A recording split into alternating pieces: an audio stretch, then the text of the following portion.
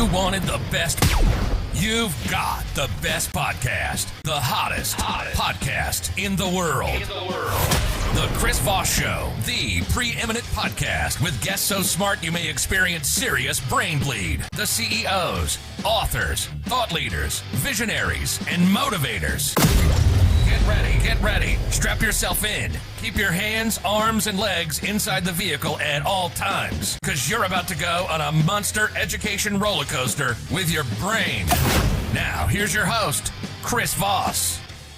Hi, folks. It's Voss here from the ChrisVossShow.com, the ChrisVossShow.com. Hey, coming here with a great podcast. We certainly appreciate you guys tuning in. As always, what would we do without you? Well, we'd just be sitting here talking to a mic all to ourselves, which is Wednesdays around here. Anyway, because you guys are here listening to the podcast, I have a reason to talk to myself. Otherwise, my psychologist says he'd have me committed, which is often enough a tact he always wants to use, but I seem to escape his office every time, and they're looking for me currently now. But aside from that, I hope you're not in the same position with your psychiatrist, but tell your psychiatrist to listen to the Chris Voss Show. You can go to, that's about the only way he's going to get through to me. You can go to youtube.com/Chris Voss. You can go to goodreads.com/Chris Voss. See all the crazy places we are on the internet, the big LinkedIn group as well, and the LinkedIn newsletter. Today we have an amazing guest on the show. We only have amazing guests that we book on the show. We turn away all the others. We're just like, you're just not amazing enough to be on the show. Today we have Kurek Ashley on the show. He's the multi-talented coach that we're going to be talking to. He's also an author. He was the author of the book, How Would Love Respond? You can find that wherever great books are sold on those interwebs around the international systems. Kurek is considered to be one of the most in-demand, first-class speakers and sought-after success coaches in the world. He is recognized as one of the premier experts in personal and professional development, self-discovery, and also peak performance. For over 30 years, Fortune 500 companies and major corporations around the world, such as Apple, Seagate, Schwarzkopf, the Westin Hotels, the Australian Royal Air Force, and Carlton United Brewery, have hired him to teach them tactical success strategies that have produced awe-inspiring results. His private list of clients include Hollywood film and TV stars, movie directors, producers, and cinematographers, and quintuple platinum rock band hit music composers, top business leaders, oil executives in Kuwait, Olympic gold medalists, and professional athletes and sports teams, and the list goes on and on. Welcome to the show, Kurek. How are you? I'm great, Chris. I'm talking to you from the Sunshine Coast of Australia, but if you'll recognize my accent, it's more from Chicago. There you go. We've got the whole whirlwind experience going on for our listeners. Give us your .com so people can find you on the interwebs, please. KurekAshley.com. KurekAshley.com. There you go. And Kurek, you seem to be a master of all trades. Give us a rundown in your words of kind of some of your history, your background. What got you into this space? Well, Chris, it's kind of a unique question because I've kind of always done it since high school, but I thought that my path was going to be being an actor. So at 12 years, lied about my age, and I got on stage at Second City in Chicago, and I was working with Jim Belushi and George Wendt from Cheers. And oh, wow. And then I moved to LA when I was 18 and working. Took me 3 years to get my first job, but that was a Two of a Kind with John Travolta, Olivia Newton-John, and then started working. And in 1989, I was doing a Chuck Norris film called Delta Force 2. And unfortunately was involved in a helicopter crash where 5 guys died on the set. And, wow, it just took me into a really negative tailspin, pumping cocaine up my nose and smoking cigarettes and drinking booze. And I mean, I wasn't hurting. I was trying to kill myself. Wow. Luckily, I'm not a success at everything in life. And, but it really forced me to really get back into my personal development. And then I just started finding out that I was more and more passionate about doing this than being in the movies. Oh, wow. So you did the whole movie thing and you thought that was going to be a way to go. It looks like, what was it, 33 years ago, Delta Force 2, there was a crash that killed several people in the thing. You wrote a book about this and your experience and also your recovery. Is that correct? Well, the first 5 chapters of How Would Love Respond talk about the helicopter wreck and what I went through. And the reason I do that is because when people see you on stage, you think, well, everything you touch turns to gold and, you're the lucky one. My life, I think the creator probably gives me more problems than the average person, just so I have better seminar content. And so I put those first 5 chapters in there to show people really where I've come from and how the tools in the book work to really transform your life. But the funny thing, Chris, is the last chapter is called The Funny Thing Happened on the Way to the Publisher. And what that's about is that I went through another catastrophe as I was finishing the book. So I wrote it in real time so that people can see I'm a real guy. And here I am using the tools again in my book to turn my life around. Wow. Wow. And you entitled the book, let's see, How Would Love Respond? Why did you call it that?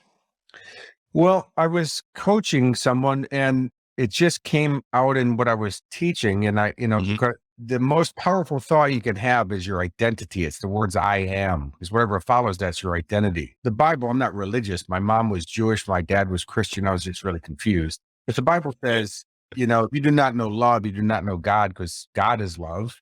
And if you study human beings, love has always been the most powerful driving force for people to do amazing things, the love of their family, the love of their country, the love of their cause, whatever that is. And so I thought about, well, what if you identified yourself as love? How would you respond differently to everything in life? So would you allow yourself to stay poor? Would you inject drugs? Would you abuse alcohol? Would you allow people to abuse you? Well, that's not how love responds. And so the question itself really wrote the book. Wow. There you go. There you go. And so how long you've been coaching for quite some time now then? How many years have you been coaching now? Well, sometimes you hate saying it, but it's like 40 years now.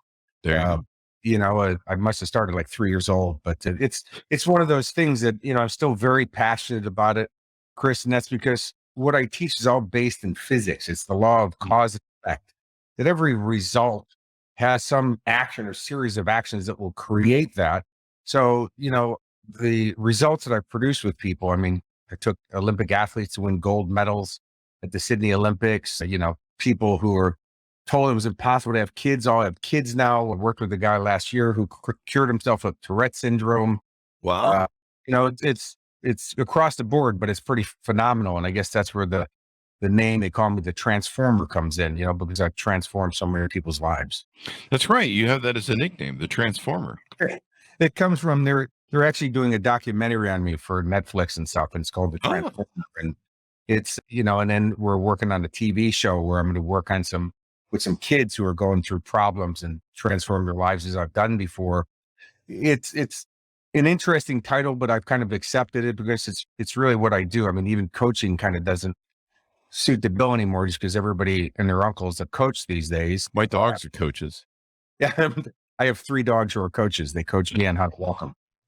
There you go. There you go. And then most people are married, so they have their wife coaching them to tell them what to do. So there's that. But no. So what do people normally come to you with needing help with, and what do you usually specialize in helping coach people with?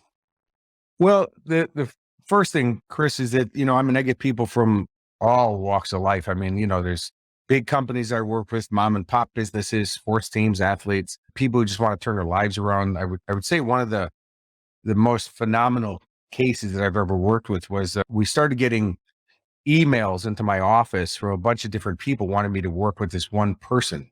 Her name was Joe, or is Joe. And so, I said, well, send me the emails. Let me see what's going on. Because it's really weird that we're getting like all these different people asking to help this one person.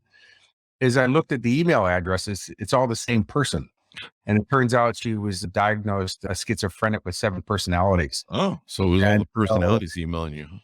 Yeah. And so I wrote each one of them separately and said, look, I can only talk to her directly. It's the coach client privilege and the rest of those things. So just have her call me. Well, a few days later, we're closing up the office and the phone rings and one of my staff comes in and says, hey, it's her on the phone. I'm like, who? And they go, Joe. I'm like, okay, we'll put it through to my office. And she said, what are you going to do? And I said, I have no idea, but I will not come out of my office until she's one harmonized human being. And 5.5 hours later, I came out, and still to this day, it's like over 20 years later, she's still one harmonized human being. She's got a job. She got does martial arts. She's in network marketing. She's got friends. It's a complete transformational turnaround. That is awesome, man. Sure. What do you find most people struggle with in life that you help or give value to. What do you find most of your clients are struggling with these days? Telling stories. Hmm. They want to keep repeating what's happened to them or what's going on in their life. But see, it's not even the truth. It's an edited interpretation of what we think happened. But it's the story that's drama. It keeps you stuck in your story, and then it keeps the rest of us stuck listening to it. Because every time you tell the story, you got to relive the experience. So if you stop telling that story and only start telling the empowering stories about how you are going to turn your life around. But most people, when they do that, they don't want to stop telling the story, and they think that I'm being judgmental or complacent about the whole thing. I go, no, if you really want the help, stop telling. The only time I tell the story about the helicopter crash that I was in is only for teaching purposes. I don't tell it in life, because as I tell this story, I'll get very emotional about it because I'm reliving it again. Well, that's not a good thing to keep putting yourself through. Yeah, definitely. And people seem to embrace their stories almost as like an excuse or to them, it almost becomes an identity sometimes. It actually does, Chris. That's spot on. Because when you're in that drama, when you're in that pain, people come to you and they go, oh, tell me what's happening. And a lot of people interpret that as love. Like, I'm being loved right now. When that story wears out, because people have already heard it, they go into more drama, because that's where they get more attention, because they find out if I'm not in drama, nobody really pays attention to me. I mean, like, when you're doing really good in your life, you probably get less attention from people. So you have to learn how to get that love from other sources, and actually real love, self-love, instead of keep going from drama to drama. I mean, there's people in their lives that's all they seem to be going through. Every time you catch up with them, it's just another drama story. Yeah. It's interesting to me. We seem to live in a world where people are victim competition, and everyone seems to be competing to be the biggest victim. Like, oh, you'll hear a story and they'll be like, oh, you're not a victim. I'm a victim. I'll wait till you hear my story. I've got, it's like victim competition of who can be one up. I saw a good example that I saw recently was on The View with, I forget her name. She usually hosts, but she got in a kerfuffle where she was trying to put herself one up, racism in America and the Black experience, unfortunately with slavery and stuff, over Jewish people, and denouncing Jewish people as not a race. And it was the one-upmanship of trying to do victim competition. And I see so much of that in today's world. I see it in social media. I see it in the news. It's really become a part of our culture for the last 3 generations, where it's all about the victimhood narrative. And I'm a victim. And sometimes it turns into empowerment, but most times it's just a woe is me. I'm a victim. Even successful people, like I saw recently, who's the tennis star, Mrs. Williams. She's retiring, and she posted about her retirement as a victimhood story because she's female and she has to go take care of her family, and woe is me if she could only be male, and then she wouldn't have to deal with these problems. And you're just like, the whole victimhood competition thing that seems to be prevalent in our society just is really astounding. It's because you get attention. I mean, yeah, reality TV, which is actually not real at all. It's just scripted. The funny part, Chris, is that, my TV show, The Transformer, Steve McLaughlin, who produced iRobot with Will Smith, and Marty Weiss, she's a writer for Disney, they were bringing me around to all the studios, all the networks in Paramount and Fox and Universal and Survivor. And we were talking about the show, and every one of them said, all the producers said, man, I will force my kids to watch your show every week, but I won't produce it. Wow. Why not? And they go, well, there's no drama. You got no victim stuff in it. You got no nudity. You got no drunkenness. You're actually trying to help people. Wow. And I go, yeah. And they go, that's not TV. And, if you look at it, I mean, Tony Robbins had a show on for 2 episodes that was canceled, and Jerry Springer's been on 25 years. Exactly. They love their drama. They love their stuff. But, if you want to, not wind up that victim at the end of your life, you're going to have to drop that story and then start telling the stories of the life that you do want to live, because all great achievers were visionaries. We're focusing on, if you study any successful people, Oprah, I've been friends with Sylvester Stallone since I was 18 years old, and I did the movie Lock Up with him. And, John Travolta, I've done 2 films with him. And, they've all had challenging lives. Sly sold his dog for $25 at 7-Eleven and then had to buy him back for $15,000 once he got the movie Rocky. And then he even had to put the guy in the movie. But that's Marcus Stallone, who's in 2 Rocky movies, Wow. So we've all gone through that. But if you ever study their story, you'll see that they always talked about where they were going to go and who they were going to become, not where they were right now. Mm-hmm. But Yeah, it's interesting how people hold on to that, and it's become a real narrative in our society. It's in a narrative in like you mentioned in movies and TV. It's always about the being a victim, and then you see it after a while in the constant feed where a lot of these movies, they just promote this victimhood sort of narrative as well. Yes, and I was doing a program in Sydney. This is about 20 years ago, and they had a woman whose daughter died of an ecstasy pill. Right? It was like, this is Australia, so that's a big deal. The whole country heard about it, and she was talking to these troubled teens, trying to get them into this program where they're going to get coaching, and in a school where nobody's made it to university in like 10 years. Mm-hmm. And so, she got up before me. And she went into the whole victimhood. My daughter was this. You need to do that. And all they did it started turning into a swearing contest. F you. We're throwing stuff at her. Wow. She's saying it back to them, and she stormed off the stage, all angry that they didn't buy into it. Well, that's what victimhood does for you. People. If you're a victim, well, predators prey on victims. Mm-hmm. So you have more victim stuff coming to you for doing that. Instead, I talk to these kids about changing your lives and, what the outcome if you don't. And, 100 out of 117 boys, 116 took me up on the offer to join the program. And years later, I was down at the Sydney Convention Center, and 8 guys come running up on me. I think I'm about to get beaten or mugged. And they go, "Mr. Ashley, we're in university." I'm like, "What?" They go, "Because of you and your program. We're from Blacktown High School and we went to university." And I'm like, "Oh, congratulations, man. That's way better than I thought was going to happen here." And they said, "Yeah, man, you were like in the combat mode." I'm like, "Well, I am from Chicago." So That's true. That's true. So let's talk about your website. How can people work with you? How can people reach out to you and get in touch with you, and some of the different things that you provide to people? I noticed there's some online training, a free 10-day course, and different products. Yeah, Chris, I have a brand new one coming out in 2 weeks called Stop What's Stopping You. It's about getting people past procrastination, because it really seems to be the dream stealer for people. And it's not a big sales course. As if you watch what I do and how I do it, I'm not the big sales guy, KurekAshley.com. There's a couple of free courses on there now, but the Stop What's Stopping You will be out in 2 weeks, and I can send you the link for that if you want, or on KurekAshley.com. If people write me, Kurek at KurekAshley.com, I actually write people back. I'm pretty famous for it. I will tell you, there's more times I can tell you I'm on stage and somebody raises their hands and they say, "Hey, I wrote Kurek," and I'm just waiting for, "Oh, here it comes." Like I didn't write him back, or that one person slipped through the cracks, and they go, "And amazingly, he actually wrote me back." I'm like, "Thank you. Feel great."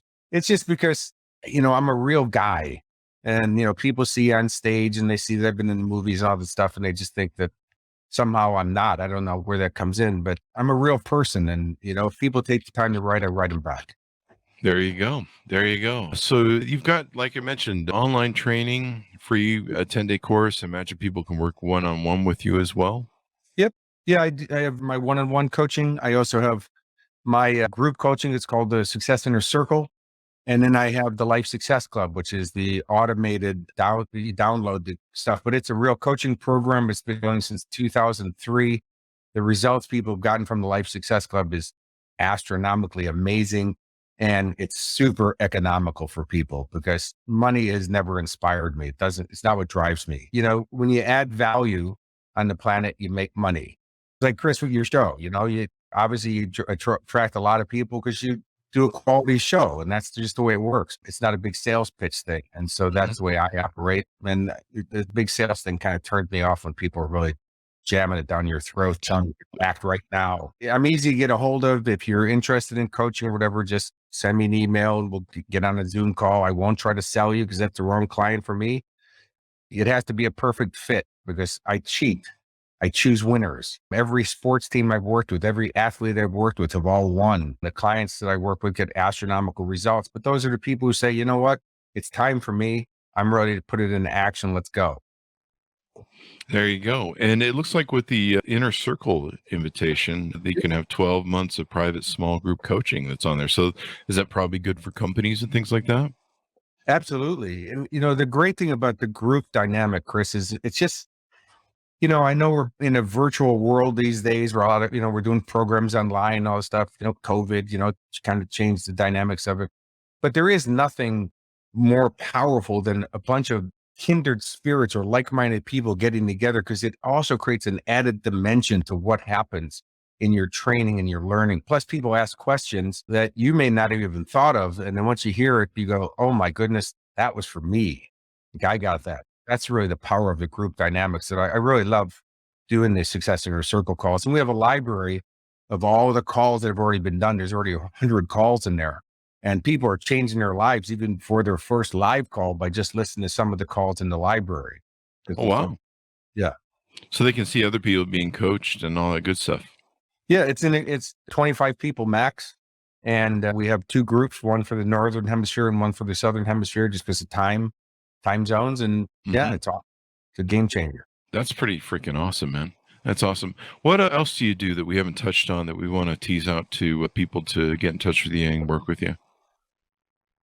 Well, I would just suggest that everybody, if you're interested, the first program is that you're talking about. The 10-day online course is called Get Out of Your Bad Mood. And people go, I'm not in a bad mood. I go, well, any mood that doesn't support your happiness and success is deemed as a bad mood. Because the distinction, Chris, between successful people, now I'm talking about holistically successful, not just people who accumulated money, who have the health and fitness, the happiness, the relationship, all that stuff that they want, and the wealth.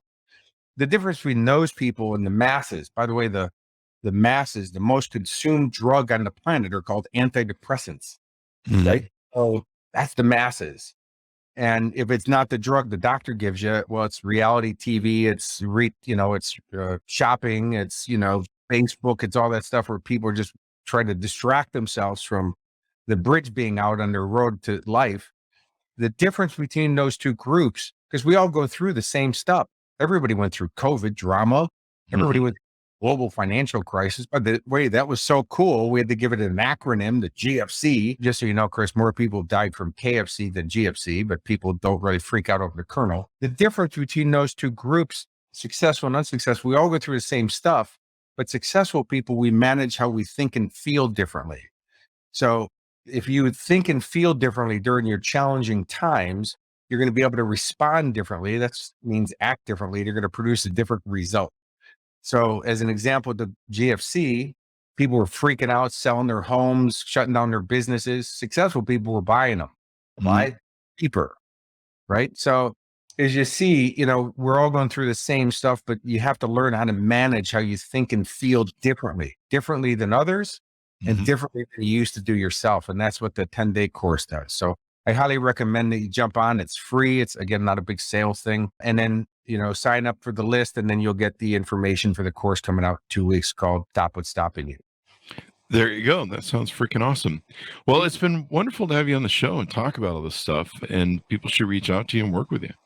Thanks, Chris. I appreciate that you have me on your show, and anytime you want me back, I'd be honored. Thank you. Thank you very much. Give me your .com if you would, so people can find you on the interwebs, please. Yeah, kurekashley.com, KUREKASHLEY.com. My name is Polish. My mom, I think, was drunk that night because my brothers are Jeff, Steve, Rick, Ron, and Corey, and I got Kurek, which, by the way, means water faucet or small chicken in Polish. So we don't really have to spread that, but I don't know. There you go. Well, I mean, at least you got the unique name out of all of them, right? Yeah, that's one way of saying it. There you go. There you go. You gotta put on that spin, I'd be like, you guys got the average names. I got the cool names. So it's been wonderful to have you on the show. Thank you, Kurek, for coming on. We really appreciate it, man. And thanks, my honest, for tuning in. Go to youtube.com/Chris Voss. Go to goodreads.com/Chris Voss. Read everything we're reading and reviewing over there. Go to our big group on LinkedIn, as well as the LinkedIn newsletter. And stay tuned for more great episodes. Thanks for tuning in. Be good to each other. Stay safe. And we'll see you guys next time.